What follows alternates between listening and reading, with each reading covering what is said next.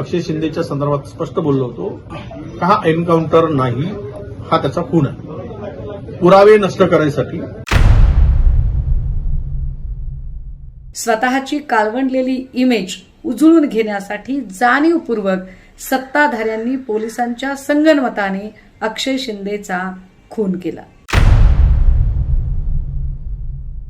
बदलापूर प्रकरणातील आरोपी अक्षय शिंदेच्या एन्काउंटर प्रकरणी उच्च न्यायालयाने 5 पोलिसांना जबाबदार धरलेला आहे। अक्षय शिंदेचा एन्काउंटर हा संशयास्पद असल्याचं त्यावेळेस आम्ही अक्षय शिंदेच्या संदर्भात स्पष्ट बोललो होतो का हा एन्काउंटर नाही, हा त्याचा खून आहे, पुरावे नष्ट करायसाठी आणि ज्या मूळ त्याच्यातील ज्या काही आरोपींना काही आहेत, 6 आरोपी त्यांना वाचवण्यासाठी अक्षय शिंदेचा हा खून केला गेला होता। त्यावेळीची आमची भूमिका होती, त्यावर टीका पण झाली आणि जे एकूणच चित्र रंगवल्या गेलं आणि त्यामध्ये आरएसएस आणि बीजेपीचे जे काही पदाधिकारी होते, संस्था चालक, त्यांना वाचवण्यासाठी केलेला हा केविलवाना प्रयत्न होता, असं त्यावेळेस आमचं स्टेटमेंट होतं।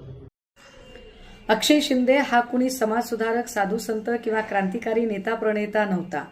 तशीही त्याला कायद्याने सुद्धा मरेपर्यंत फाशीचीच शिक्षा झाली असती किंवा व्हायला हवीच होती।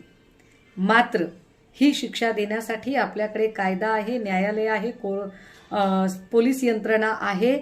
ती शिक्षा देण्याचा अधिकार फक्त आणि फक्त न्यायव्यवस्थेला आहे आणि न्यायव्यवस्थेची ही संपूर्ण प्रक्रिया ओव्हरटेक करण्याचा प्रयत्न कुणीही करू नये, यासाठी म्हणून अक्षय शिंदेचा एन्काउंटर झाल्यावर तातडीची पत्रकार परिषद घेऊन मी स्वतः या संदर्भामध्ये आक्षेप घेत हे म्हटलं होतं की अक्षय शिंदेचा एन्काउंटर हा फेक आहे आणि पोलिसांच्या संगनमताने राजकीय लोकांनी घडवून आणलेली ती हत्या आहे।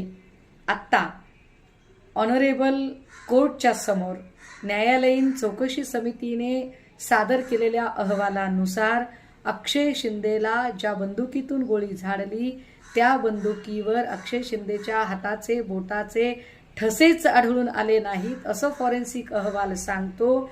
याचा स्पष्ट अर्थ आहे की अक्षय शिंदेला गोळी घालताना अजून कुणाला तरी वाचवण्यासाठी, स्वतःचा नाकर्तेपणा झाकण्यासाठी आणि स्वतःची काळवंडलेली इमेज उजळून घेण्यासाठी जाणीवपूर्वक सत्ताधाऱ्यांनी पोलिसांच्या संगनमताने अक्षय शिंदेचा खून केला।